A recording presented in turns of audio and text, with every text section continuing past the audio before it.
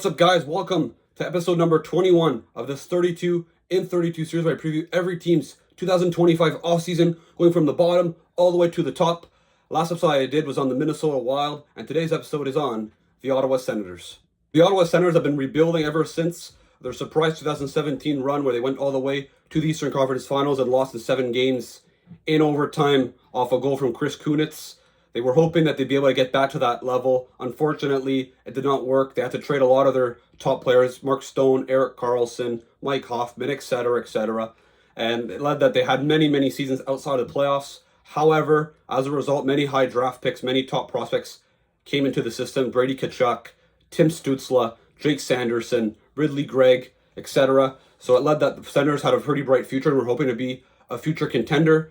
Then in the summer of 2022, Pierre Dorion, the former Ottawa Senators general manager, went aggressive. He went to go get guys like Alex DeBrincat, Claude Giroux, and the year after he went to go get Jacob Chychrun. He overpaid a lot to get those guys. Unfortunately, Chychrun only lasted 2 years in Ottawa.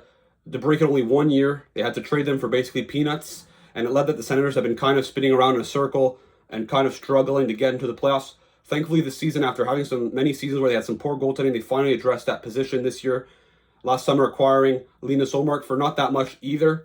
So it really stabilized the goaltending position, and as a result, they finally made the playoffs this year, and they lost in 6 games. The Toronto Maple Leafs putting up a pretty good fight in the process. The Sens finished 12th overall in the National Hockey League, 4th in the Atlantic Division. They finished with 97 points this year, so obviously a big step from the previous seasons. The general manager, Steve Staios, has been there for the last 2 years, ever since they fired Pierre Dorion. He's done a pretty solid job. It was him that brought in Linus Ullmark, for example, and it's led that the Senators are on the right track. Travis Green, who this year coached his first season behind the Ottawa Senators bench, did a pretty good job. Finally got into the playoffs. He was the first coach to do it since Guy Boucher. So obviously that's a major accomplishment for this organization. Their goals for per game still has work to do. Only middle of the pack, 2.95 goals forced, which, like I said, they can improve. They have a lot more talent than only an 18th best offense. Goals against average, tied for they finished with 13th. So that's also some progress after. But like I said, when you go get a goalie like Ullmark, that's going to obviously bring that average down. Their power play, however, 11th overall, 23.8. Their penalty kill still has a bit of work to do at 77.7. And their expected goals percentage at 5-on-5 according to Money Puck. Middle of the pack, 15th overall, 49.83. Their top 5 scorers this season, Tim Stützle led the way with 79 points in 82 games. He hasn't really matched that season there. We got 90 points a couple years ago, but he's still a really talented player that's still going to be a very productive guy down the road. Drake Batherson, 26 goals, 68 points in 82 games. Jake Sanderson finally broke out as a really good offensive defenseman, 57 points in 80 games. Brady Tkachuk had a bit of a disappointing season, even though he missed 10 games, 55 points, 29 goals in 72 games. I remember he had like a streak where he had like 8 or 9 games without getting a point at one point, so obviously hurts that average. And then Claude Giroux, in 81 games, 50 points, 15 goals. So obviously a bit of regression from Giroux as a free agent this summer. Goaltending, Linus Ullmark at 910 save percentage in 44 games, so he missed a lot of time, but he was very good. A bit inconsistent, but in his good games, he was amazing. And Anton Forsberg in 30 games at 901 save percentage, 2.72 goals against average, 3 shutouts. So they had finally for Ottawa, some stability in the crease. Look at the Ottawa Senators projected lineup for the 25-26 season before their offseason moves. When you look at their top 6, Brady Tkachuk, Tim Stützle, Drake Batherson, David Perreault, Dylan Cousins, Fabian Zetterlund. They got the deadline from San Jose.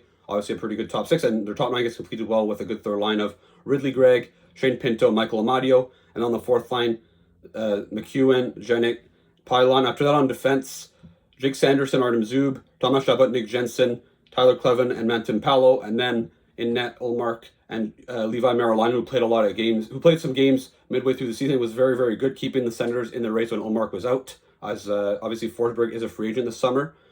And then after that, they have about $50 million to spend in free agency, so the Senators can still improve this team, which, like I said, was a 97-point team. Obviously, the goal, I think, this year is going to be to get to the 100-point mark, so it'll be interesting to see what they do. When you look at their expiring contracts, Claude Giroux, at 37 years old, $6.5 million coming off the books. Seems like they want to keep him.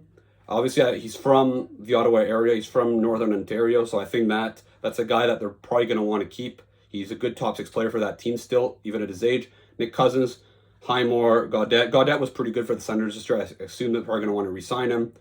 After on defense, Travis Hamonic obviously was kind of a net negative for this team the last few years. Finally getting off of him is a positive for this team, who's really regressed. Dennis Gilbert to that net. Like I said, Forsberg, which I think they're probably going to let go considering they have Merolainen. And then their RFAs, Fabian Zetterlund was pretty good for Ottawa. I think this is the guy they want to keep. And Sabrango. So I think the Senators, obviously, not a lot that's going to be costly. Like I said, Drew was making $6.5 million. I don't expect them to get much more than 4 if I had to guess. So I think the Sens are still going to have some room to improve this team. This is a kind of an up-and-coming team. Their prospect pool isn't that great, as a lot of their top young guys have already made the team and are already regulars on it. Carter Yakimchuk, the 7th overall pick in 2024. Obviously, I think is a guy that has profile to be a very good top 4 defenseman down the road. Levi Merolainen, the 71st overall pick in 2020. Who, like I said, is going to be playing full-time with them this year, probably as their backup. Halliday, Sogard, as well as another good young goalie prospect, and Xavier Bourgault. So not a lot of high-impact guys here, but a lot of their guys are already on the team.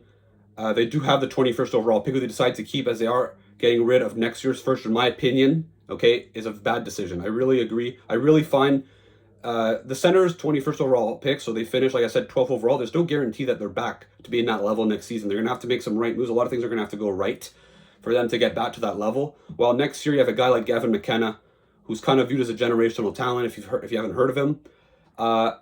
You don't want to take the risk of maybe missing the playoffs and then jumping up, okay, and then maybe having a chance to get him. That would be catastrophic in my opinion. And there's other good players as well. You don't want to have that risk.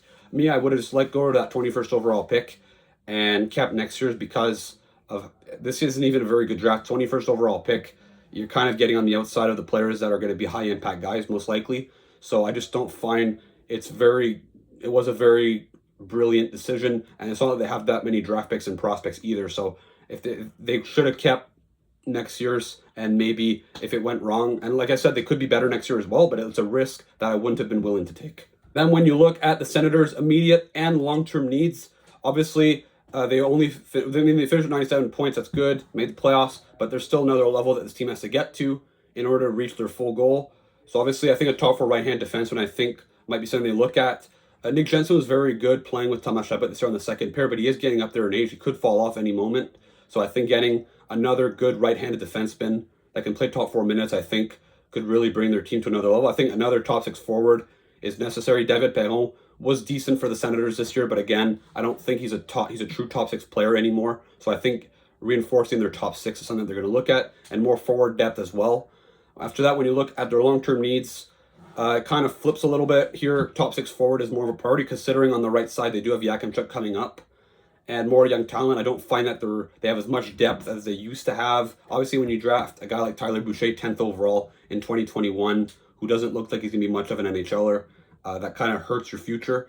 But I think, there's not as much depth coming up as, for example, one of their rivals, my favorite team, the Montreal Canadiens, who already have who probably their young core that's on the team right now is probably at the same level as the Sens, even though I think the Sens are a better, well-rounded team at the moment. However, the Canes have Demidov, they have Reinbacher, they have Fowler coming up, etc. While the Senators, such as Yakimchuk and maybe Merolainen, there isn't much coming up. So that puts an end to this video. Let me know in the comments, what should the Ottawa Senators do in the summer of 2025? Who should they target to improve this team? And don't forget to like and subscribe. Don't forget to check out some of the previous videos I've been making on this series with 32 in 32, and the ones that are going to be coming up in the coming weeks. And I'll see you again for another video. Ciao.